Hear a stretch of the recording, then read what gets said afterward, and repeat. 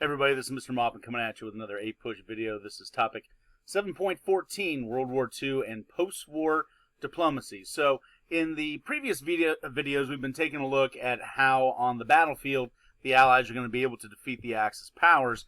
Today, what we're going to be taking a look at are some of the diplomatic things that are going to affect how World War II plays out, and kind of laying the groundwork for what the future is going to be after World War II ends. So, with that being said, when we talk about World War II is going to be almost entirely going to be seeing the United States be led by Franklin Roosevelt. Now, by 1944, Franklin Roosevelt has now pretty much become an institution in American government unto himself.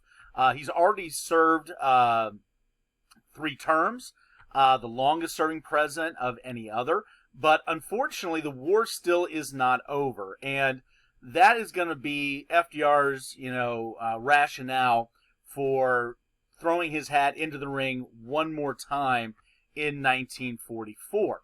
And note, with FDR running again, we are also talking about, changing tradition.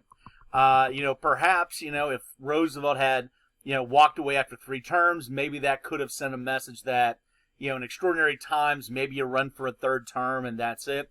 But Roosevelt runs again for a 4th term.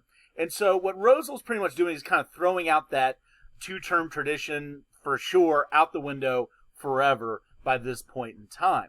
And in 1944, Roosevelt's going to be facing his toughest test in a candidacy for the presidency, going up against very popular former governor of New York, just like himself, but a Republican, Thomas Dewey. Now, for many Americans, Roosevelt running for a 4th time is concerning. The idea being is Roosevelt pretty much setting the tradition that you just keep running until you either get defeated or you die? Is that kind of what we want from American presidential leadership? But note, though, Roosevelt, like I said, has become an institution in the White House unto himself. And remember, this is the guy that had led America through the worst of the Great Depression. His New Deal policies, though not perfect, are going to be extremely popular and essential to bringing hope to the American people in the 1930s. And of course, now in recent years, the leader of the United States in the Allied cause to save the world from fascism, and has been successful in doing it up to this point. So FDR, even though, his running again and again and again is starting to set a dangerous precedent in the future, in the moment at least, Roosevelt is still a very popular president. And on election night, you're going to see that reflected in the results. So you can see here, once again, just like his 3 previous elections, Roosevelt's going to win and win in a landslide. However, this will be the closest of his 4 that he does engage in. Dewey does win a number of states. As you can see here, he wins 12 out of the 48 states. So he wins a quarter of the states. And so it kind of is sending a message that in some parts of America, they've kind of had enough of Roosevelt, or at least enough of the idea of the same guy still running for president. But despite that, Roosevelt does win a 4th term, unprecedented 4th term. Now, note this time around, he does have a new man on the ticket with him, Missouri Senator Harry Truman. Now, note, all right, Truman getting picked at the moment didn't seem like a big deal, because the 2 previous vice presidents for Franklin Roosevelt, John Nance Garner in the 1930s, and then Henry Wallace in the early 1940s, none of them really became significant figures politically, and certainly not heirs to the Democratic Party as a candidate for president. So with Harry Truman now becoming the vice president, nobody really, gave it that much consideration. But that will, as we've seen before, is going to be pivotal for sure within a year's time. But anyhow, prior to Roosevelt winning a 4th term, you have to remember that Roosevelt is going to be part of the Allied leadership that is going to be collectively known as the Big 3. That's going to be the leaders of the United States, Britain, and the Soviet Union. France is not involved in this because France had technically been defeated in the war. Yes, there was a French resistance movement. Charles de Gaulle was playing a critical role in that, but France really was not able to have enough of a presence in the war like the other Allied powers will. So these three guys, FDR, Winston Churchill, and Joseph Stalin, are going to be the ones that are going to be collectively deciding how this war is going to play out for the Allies. Now, the first of the big meetings that these folks are going to be having is going to be in Casablanca. Casablanca in Morocco in 1943. This is where Churchill, promotes the idea of, after North Africa being liberated, to, go after the soft underbelly of Europe. That's where this is going to be decided. This is also going to be the meeting where the big three decide that they are not going to allow for a negotiated end to the war, but rather unconditional surrender. And note, what this means at this time in 1943 is that, yeah, part of it is we are not going to tolerate a post-war fascist world. Okay, great. But at the same time, it is sending the message that in the effort to rid the world of fascism and to win the war decisively, this is going to take longer. And it will kill many more people than a possible negotiated end to this war. So, that's going to be the terms by which this war is going to be fought. But the argument is that this is necessary, because if we don't have an unconditional surrender, if we don't have an absolute defeat of the fascist Axis powers, then we're going to be back at this again, within a matter of years anyway. So that's kind of where this is coming from. Now, note, later on in 1943, the big three are going to meet again. As you can see here, pictured at Tehran in Iran. You're going to see Joseph Stalin here on the left, FDR in the middle, and Winston Churchill on the right. This is going to be the meeting where Stalin on the left is going to put pressure on FDR and Churchill to kind of help with the, carrying the weight of trying to fight the Nazis in Europe. Stalin believed that he had been doing too much of the heavy lifting. This is where it's going to be agreed upon to do the Western invasion of Europe from France. So this is where D-Day is concocted at that meeting. Also at that meeting, Stalin is going to make a promise that as soon as the Germans are defeated, they will then lend a hand to try to defeat the Japanese in the Pacific.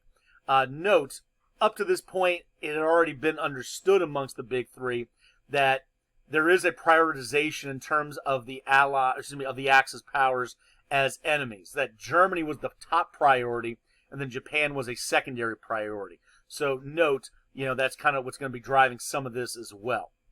Now, as we get into early 1945, and it now is becoming very clear that Hitler's forces will be defeated ultimately in Europe, the question then becomes, what is going to be, the future of post-war Europe? What is this going to look like?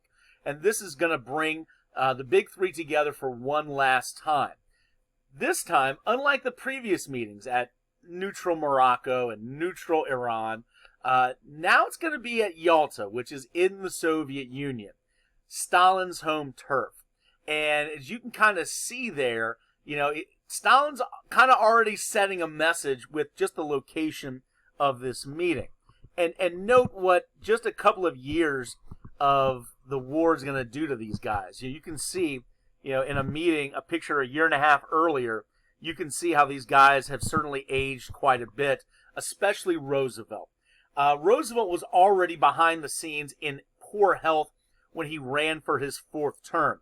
And it's going to be very painfully obvious at the beginning of his fourth term here in February 1945. So, Roosevelt is not going to be long for this earth. And Stalin's going to use some of these things to his advantage, all right? First of all, by the time we get to 1945, the Soviet Union had pretty much liberated all of Eastern Europe except Germany proper. And Stalin at this meeting is going to tell the other guys that he, as the liberator of Eastern Europe, is going to make sure that Eastern Europe is going to have free and open, fair elections moving forward. Because remember, the reason for this war, it's not for land, it's not for glory, it's not for money, it's not for religion. It is for democracy. It's for freedom from, fascism. And so the idea is that, if we are truly, fighting for these ideals, then we need to have those ideals protected. There's also going to be an agreement made that a post-war Germany is not going to be allowed to kind of twist in the wind, that there will be an agreement for the Allies to jointly occupy and control Germany for a period of time in the future. How long that will be, how it will be occupied, that's not really going to be hashed out of this meeting, but the basic understanding is that Germany is not going to just be defeated and then turned loose again like it was after World War I. There's going to be more of an organized way to deal with a post-war Germany controlled or at least directed by the Allies. And then lastly, once again, as a way to kind of show that they're trying to learn from the mistakes of the previous World War, the three leaders are going to agree to be founding members of a new international peacekeeping organization. The last one, the League of Nations, failed, mostly in part because the United States doesn't even join, even though we ironically are the ones that come up with the idea. But the big three leaders are going to make a promise to have their nations join a new organization that will eventually be called the United Nations. Now, this is going to be great stuff on paper, particularly the idea of Eastern Europe's going to have free and open elections. But here's the reality. Here's the reality. The reality is that Stalin's never going to allow for free elections. It's just never going to happen.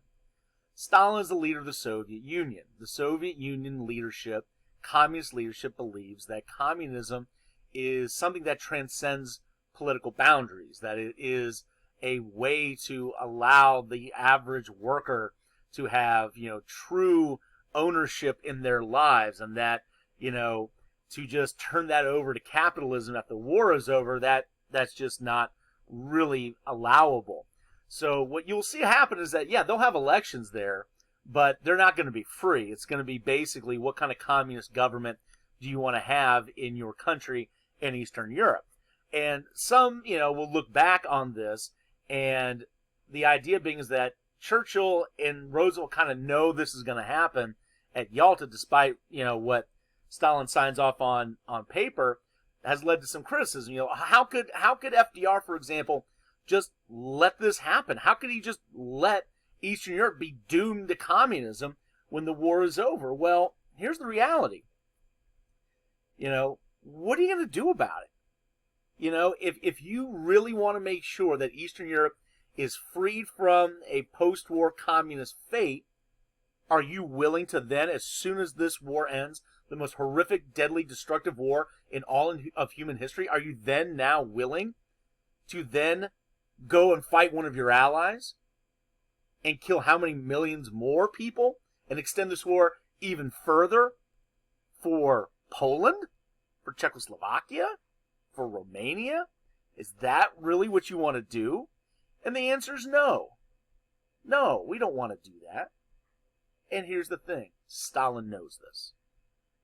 Stalin in many respects is a gangster. And, he knows that, as long as you've got the guns and you've got the territory, there's not going to be a whole lot that people are going to be willing to do to move you off that.